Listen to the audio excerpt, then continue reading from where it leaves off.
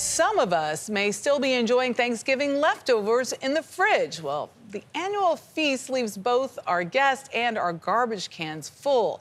According to one estimate, Americans tossed out 316 million pounds of food on Thanksgiving. And all of that waste will release 5,000 metric tons of methane as it decomposes in landfills, the equivalent to what it takes to power 26,000 homes for a year. But there is an alternative: composting. Manuel Bajorquez got his hands dirty to see how it works. There's a lot of activity at the Fertile Earth Worm Farm south of Miami. On this day, a delivery of food scraps from several South Florida kitchens. Peppers and bananas past their prime, but perfect for composting. That's the human activity, at least. The unseen work happens over at their partners, Lion Fruit Farms. What do we have in front of us here? Well, you'll see a lot of worms here.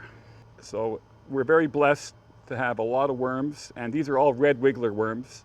Peter Fideli has close to 1 million of them, which have nothing else to do but eat decomposing organic matter, make baby worms, and also castings, a fancy name for poop. And what we do is we take the worm casting to another level, and back there you'll see our brewers, and we'll create a vermicompost tea. And that tea will run it through our irrigation system, which is called fertigation. We actually fertilize the entire farm. And the food that would have ended up in a landfill ends up keeping this cycle going. That's important because food is the largest category of material in municipal landfills, according to the Environmental Protection Agency. In 2022, the heat-trapping methane gas emitted by rotting food was equivalent to the greenhouse gas emissions for 24 million gasoline-powered cars driven for 1 year.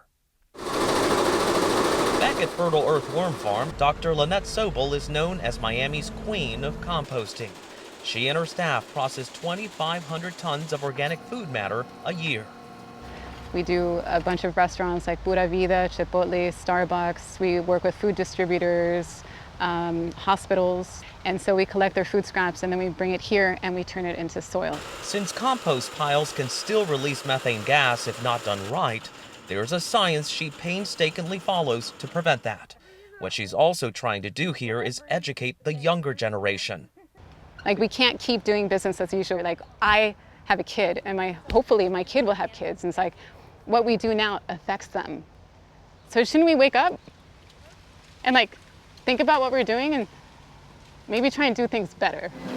The city of Plano, Texas is also trying to do things better. It has a composting program for both food and yard waste. For a one-time fee, residents can join and deliver scraps to collection sites around the city. Their landfill, shared with several cities in the region, accepts over 1 million tons of waste each year and composts about 50,000 tons each year. That nutrient-rich compost can then be sold back to residents. Since the program started, it's a little less than a year and a half, we've collected over 125,000 pounds of food scraps. Nicole Warhoftig is Plano's Sustainability and Environmental Education Manager. So this is what it eventually will turn into? Yes. And people can use that for what? Fertilizer? They can use it to put in their garden. Basically, when the food scraps break down, it's like feeding your plants food, essentially. The question now is, will more cities and residents do the same? Will more farmers turn to what Dr. Sobel is doing to keep food out of landfills? Or what Peter Fideli is doing with those hungry red wiggler worms? Worms will eat their weight every day. Wow. Yeah.